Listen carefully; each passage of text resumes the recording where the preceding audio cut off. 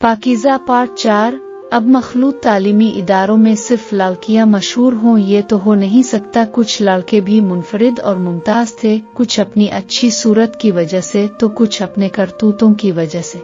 करतूतों वाली वजह से एक पूरा ग्रुप मशहूर था, बेस्ट बीस्ट ग्रुप। ये नाम भी उन्होंने खुद ही अपने लिए रखा था और बिल्कुल सही रखा था। ग्रुप के 5 अरकान के नाम के पहले हर्फ को जोड़कर ये नाम बनाया गया। बास्त, एहसान, अरहम, शाहजेब और तैमूर। बास्त और एहसान काफ अलावा बाकी तीनों अमीर बाप की किसी हद तक बिगड़ी हुई औलादें थीं और बाकी 2 गरीब बाप की बिगड़ी औलादें।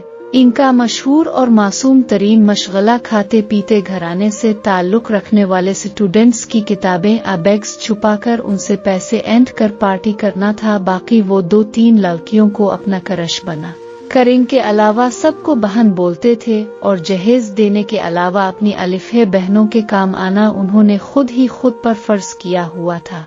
अब सूरत हाल ये थी कि निम्रा बासित और शाहजेब का क्रश थी तो हसना उन सब का कामन क्रश। बासित और शाहजेब अगर निम्रा और हसना में से किसी एक हक पे होने वाली को सपोर्ट करते तो बाकी तीनों अनी व हसना को ठीक समझते। सपोर्ट्स वीक हर सेमेस्टर में एक बार मुनक्किद होता था, जो कहने को तो वीक था मगर उसकी तैयारियां पूरा महीना चलती थी। और अब निम्रा के दूसरे सेमेस्टर में आते ही एक बार फिर से सपोर्ट्स वीक शुरू हो चुका था।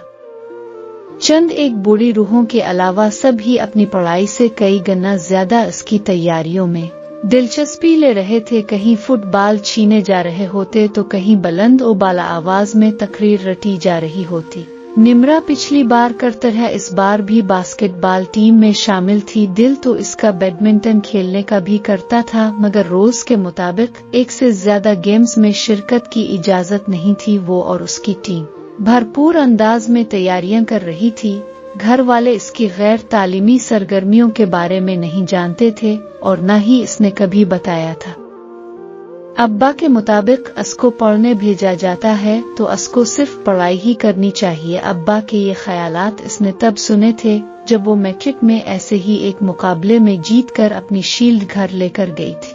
हालांकि इससे मुतवक्के रद्दे अमल का कुछ अंदाजा तो था मगर फिर भी न जाने किस उम्मीद के तहत इसने खुशी खुशी अब्बा को शील्ड दिखा दी और अब्बा पे तो जैसे कोई भूत सवार हो गया था। शील्ड को दीवार पे पटक कर टुकड़े कर दिया और साथ ही उसके अंदर भी किसी चीज के टुकड़े हुए थे, शायद इसकी खुशी के या फिर उम्मीद के और हाँ नल के भी। अब्बा ने बैडमिंटन खेलने को बेहा करार दिया था। लड़कों के सामने भागने दौड़ने उछलने का ताना दिया। वो लाख सफाई देती रही कि लड़कियों के खेल में लड़कों को आने की इजाजत नहीं दी गई थी मगर अब्बा कब किसी की सुनते थे और उसकी तो हरगिज नहीं। वो बेहया जो थी मगर तब वो बच्ची थी। सफाइयां पेश करके खुद को सही साबित करने की कोशिश करती थी। बगावत का पौधा अभी सिर्फ बीज की सूरत में था मगर अब वो बड़ी हो चुकी थी। बगावत के हरे भरे दरख्त के साथ और खेल ही तो था, ना किसी के साथ नाच गाने तो नहीं कर रही थी। यही तौज देती थी वो अपने अंदर उगने वाली बगावत को हरा रखने के लिए।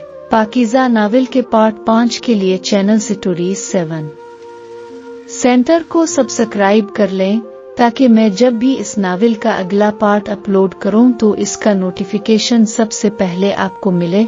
मिलते हैं फिर अगले पार्ट में, तब तक के लिए निम्रा अब्बासी को दे इजाजत। खुदा हाफिज।